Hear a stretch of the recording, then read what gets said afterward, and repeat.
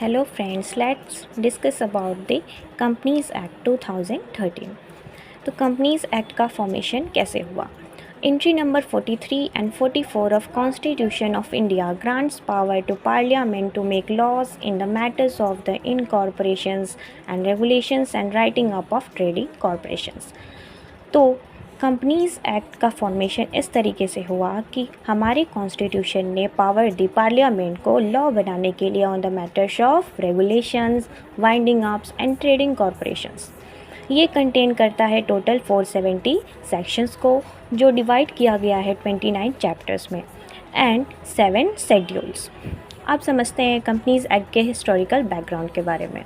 During the British rule in India, the law passed in India were modelled on the existing English law. जो हमारा law है वो based है किस पे? ब्रिटिश रूल्स के अकॉर्डिंग। एंड फर्स्टली जो है लॉ पास किया गया इन यूके में, जो लॉ था on joint stock companies act 1844, and then pass किया गया इसी लॉ को इंडिया में 1850 में। In 1866 first companies act passed in India and इसे जो है रिकास्ट किया गया।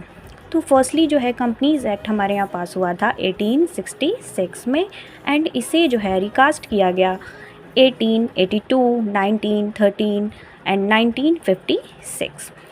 अब हम समझते हैं सेक्शन 1 के बारे में। सेक्शन 1 जो है वो बोलता है शॉर्ट टाइटल एंड कमेंसमेंट, यानी कि जो हमारा कंपनीज एक्ट है इसका क्या कमेंसमेंट है।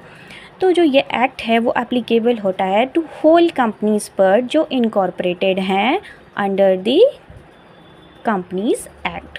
अब वो कंपनीज एक्ट रिसेंट वाली कंपनीज एक्ट हो सकती हैं या फिर any previous companies law. Thank you.